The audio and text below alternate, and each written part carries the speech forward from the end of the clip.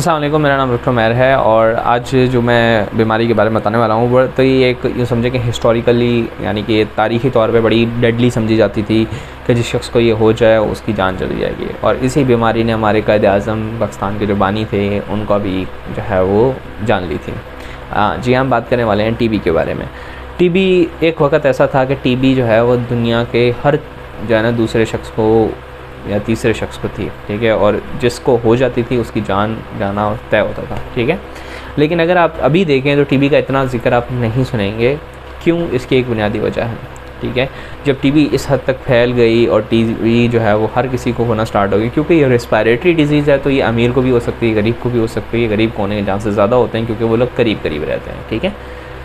तो इस पे जो है वो तमाम दुनिया ने एक किस्म का यूँ समझे कि इसको टारगेट बनाया और इसके ऊपर बड़ा फोकस करना स्टार्ट कर दिया। WHO, world health organisation, American, European, सब ने अपनी अपनी रिसर्चेस जितने बेहतरीन दिमाग थे वो इस पर लगाना स्टार्ट कर दिए। इस पे इस बारे में मुख्तलिफ नई नई दवाइयाँ आती नहीं। तकरीबन अभी भी देखा जाए तो टीबी की तकरीबन 19 से 20 दवाइयाँ हैं जो मार्केट में मौजूद हैं। एक पे ये नहीं चल रही तो दूसरी चलाई जाती है, तो दूसरी नहीं तो तीसरी चलाई जाती है, क्योंकि टीबी इतना डेडली है कि ये बहुत स्लो ग्रो करता है, ठीक है। तो इसका अमूमन शुरू में तो पता ही नहीं चलता किसी को टीबी था, ठीक है। लेकिन जब बहुत लेट हो जाती है तब मरीज़ों का अमूमन पता चलता था कि भाई हमें टीबी है, और तब तक बहुत लेट हो चुकी होती थी। और पहले जो था वो टीबी का सिर्फ यही इलाज समझा जाता था कि साफ़ आबो हवा, ठीक है, तो साफ़ आबो हवा में जाएंगे तो टीबी ठीक हो जाएगा। ये गंदगी की या फिर शहरों की बीमारी कहा जाता था इसे, क्योंकि ये जो लोग करीब करीब रहते थे उसमें पाई जाती थी, ठीक है। तो इसी वजह से जो है अगर आप देखेंगे तो कायद-ए-आज़म को जब एंड में टीबी डायग्नोस हो गया, कायद-ए-आज़म जो है वो अमूमन स्मोकर्स में ही होता था। कायद-ए-आज़म भी जो है वो एक स्मोकर थे, सिगरेट्स वगैरह का इस्तेमाल बहुत ज़्यादा करते थे, ठीक है। तो सिगार एंड सिगरेट्स इन लोगों में ज़्यादा होता था।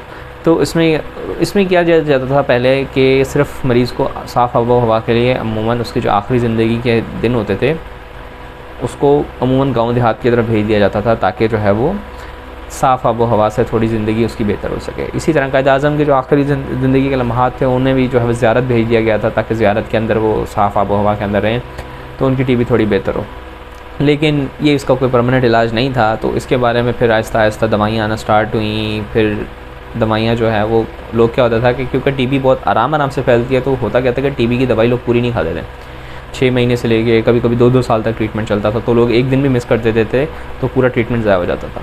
तो फिर क्या किया गया, डिफरेंट डॉक्टर्स बैठे, उन्होंने अपना जो है वो एक इस नतीजे पे पहुँचे कि मुख्तलिफ़ दवाइयों का एक साथ इस्तेमाल किया जाए, ताकि जो है वो इसको बचने का ज़रा सा भी मौका ना दिया जाए, क्योंकि एक बार अगर टीबी बच गया तो वो उस दवाई उस पर दोबारा असर नहीं करती। तो इसलिए इसको अभी भी देखा जाए तो दवाइयों के लिए जो टीबी की दवाइयाँ हैं वो 6-7 दवाइयाँ मिक्स करके, अमूमन मिनिमम 4 से 3 दवाइयाँ तो मिक्स करके ही दी जाती हैं, ठीक है, ताकि कोई भी जो है मरीज़ है उसके अंदर इतनी सलाहियत हो कि वो उस टीबी को ठीक कर सके, मतलब मार सके।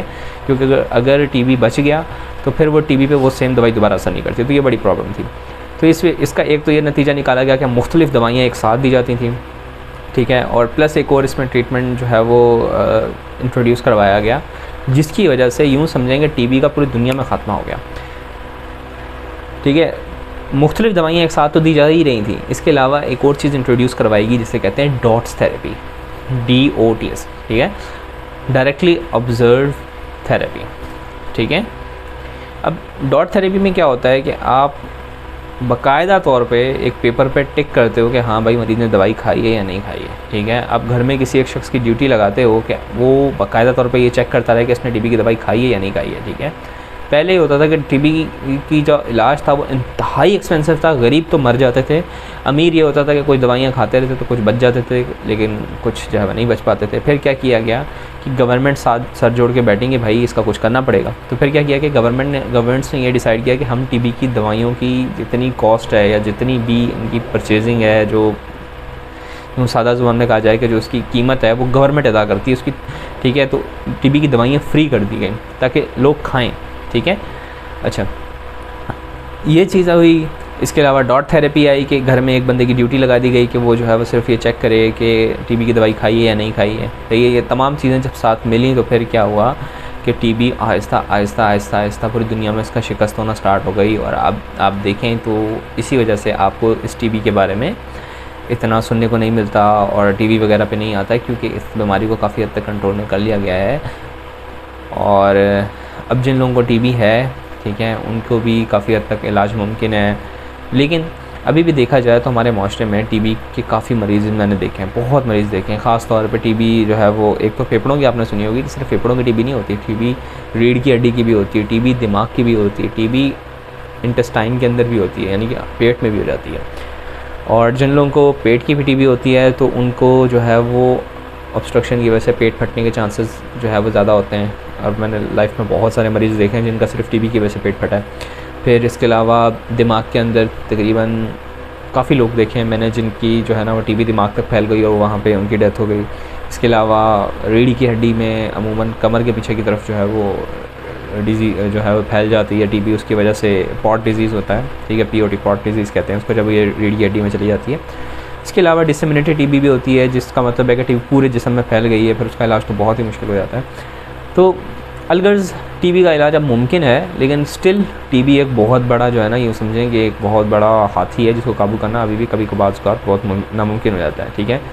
और अगर बात की जाए तो इस वक्त भी जो है ना टीबी के मुख्तलिफ़ टाइप्स आई हुई हैं, ठीक है, जिसपे कुछ जो है वो XDR कहलाती हैं, कुछ मल्टी ड्रग रेसिस्टेंट कहला रही होती हैं। मतलब अभी भी जो है ना देखा जाए तो टीबी एक बहुत ही ढीठ किस्म की चीज़ है और इस पर बहुत सी दवाइयाँ आहिस्ता आहिस्ता नकारा होती जा रही हैं, ठीक है। तो इसलिए जो है ना उससे भी अच्छी अच्छी दवाइयाँ मार्केट में आ रही हैं, उससे मज़ीद तहकीक हो रही है, उससे भी ज़्यादा अच्छी दवाइयाँ आ रही हैं।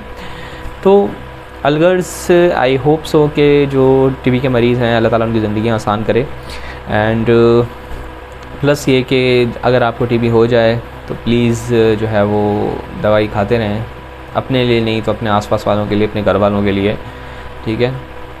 और 6 से बाज़ 12 महीने तक का कोर्स होता है, उसके बाद मरीज़ ठीक हो जाता है। उसके बाद जो टीबी होती है वो इनएक्टिव हो जाती है, ख़त्म नहीं होती, ठीक है। टीबी की सबसे ख़तरनाक चीज़ ये है कि वो सो जाती है, मरती नहीं है, लेकिन जब बहुत ही ज़्यादा बुढ़ापा आ जाता है, जब इंसान इंतहाई वीक हो जाता है, तो बाज़ का टीबी रीएक्टिवेट हो जाती है, दोबारा से काम ज़िंदा हो जाती है और फिर दोबारा अटैक कर देती है, ठीक है। लेकिन अभी तक सो रही है टीबी बहुत से मरीज। तकरीबन पाकिस्तान में एक रिसर्च थी, उसके मुताबिक पाकिस्तान के अंदर तकरीबन हर 5 से 6 इंसान को टीबी है, लेकिन वो इनएक्टिव टीबी है, ठीक है, यानी कि वो सो रही है, वो कुछ कहती नहीं है, ठीक है। और बहुत से लोगों की जो है वो इसी तरह ज़िंदगी में मौत हो जाती है। लेकिन बहुत लोग जैसे कि जिनको एड्स हो जाए या HIV हो जाए या किसी और बुनियाद पर उनका जिस्म बहुत ही ज़्यादा वीक हो जाए, तो उन लोगों की टीबी दोबारा एक्टिव हो सकती है, ठीक है। तो आई थिंक सो कि टीबी के बारे में काफ़ी हद तक आपको नॉलेज हो गया होगा।